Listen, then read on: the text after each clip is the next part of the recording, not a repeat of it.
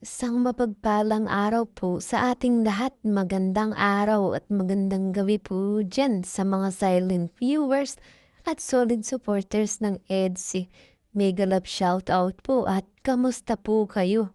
So yun, may panibago na naman po tayong pag-uusapan patungkol nga po dito sa EDSI at update. Beyonce nakaalis na papuntang Manila. Magulang ni Beyonce, sobrang nag-aalala dito. Grabe, Beyonce natin hindi nakatiis, gusto nang makita si Papa Eds.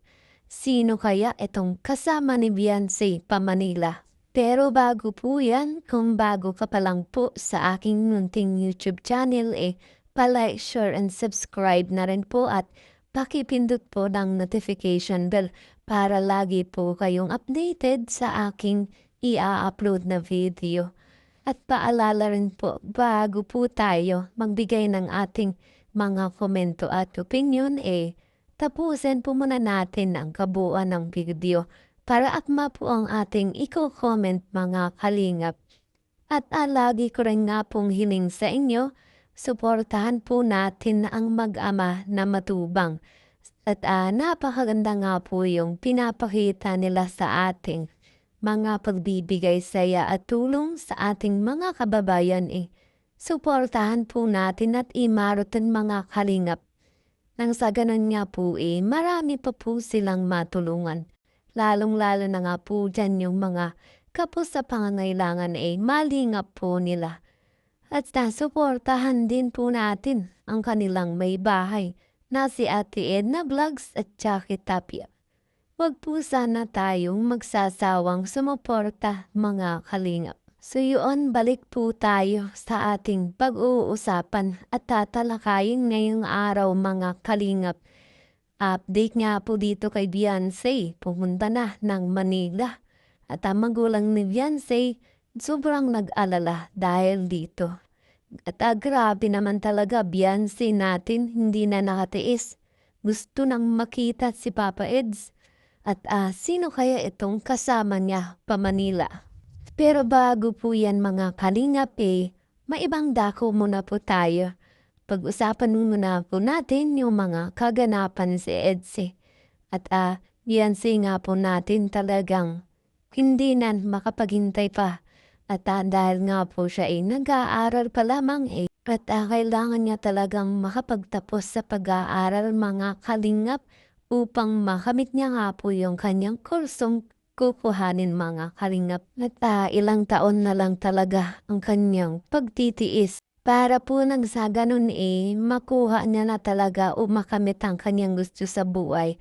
Pero sa ngayon mga kalingap talagang sobra-sobra ang kanyang pag-focus dito sa kanyang pag-aaral.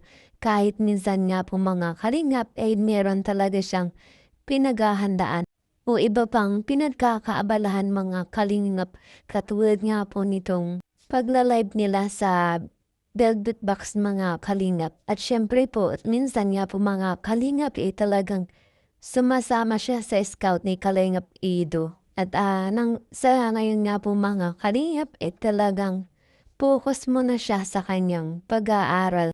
At usapang love team na naman po tayong mga kalingap. Beyonce at Papa Eds natin talagang hindi na makapagpigil pa sa isa't isa. At talagang masasabi talaga nating magjowa na ang dalawang ito. At kitang-kita naman talaga sa kanilang dalawang mga kalingap at minsan pa nga po talagang nag-holding hands at sobrang sweet na sweet po talaga sila sa isa't isa mga kalingap. At yun nga po mga kalingap, Beyonce natin talagang sinasabi niyang kung kaya ba siyang antayin ni Papa Eds mga kalingap. At syempre Papa Eds natin talagang porsigido siyang mag-antay kay Beyonce mga kalingap. At sa ngayon nga po mga kalingap talagang marami pa silang haharaping mga pagsubok o mga problema sa kanilang buhay. At lalo-lalo na nga po bilang lahat din nilang dalawa talagang hindi maiiwasan yung mga paninira ng mga taong naiinggit sa kanilang mga kalingap.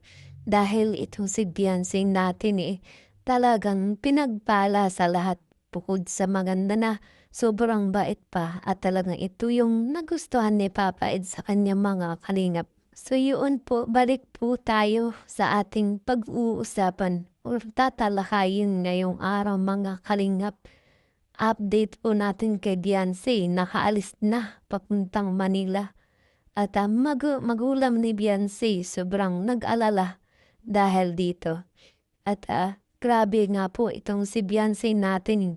Sobrang gustong-gusto nang makita itong si Papa Eds. At sino naman kaya itong kasama ni Beyonce papuntang Manila? So yun po mga kalingap, ano nga ba ang update kay Beyonce? Ito nga po kaya nakapunta na ng Manila. At yan nga po mga kalingap inaantabayanan pa talaga natin at alam ko naman po lahat tayo excited nang makaalis. Itong si Beyonce po natin mga kalingap upang muli nga po silang magkatagpo ni Papa Eds mga kalingap. At ang magulang nga ni Beyonce, syempre alam naman po nating talagang mag-aalala ito kapag si Beyonce nga po natuloy papuntang Manila.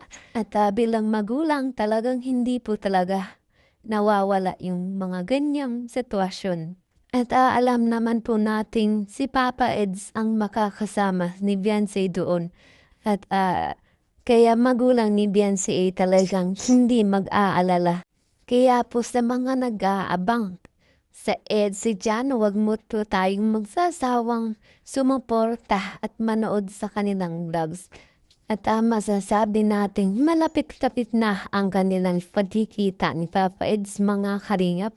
At grabe, Beyonce natin talagang hindi na makapag-intay. Gusto nang makita si Papa Eds. So yun nga po, itong si Beyonce natin talagang sobrang gusto nang makita itong si Papa Eds natin mga kalingap. Bakit kaya? So mga kalingap, ito na talaga ang dahilan kung bakit namimiss ni Beyonce itong si Papa Eds natin. Dahil sa mga kakulitan at kasitan nga po ni Papa Edri talagang namimiss na ito ni Beyonce mga kalingap. Kaya nang sa ganun pa man gustong gusto niya nang sumunod kay Papa Eds pa Manila mga kalingap.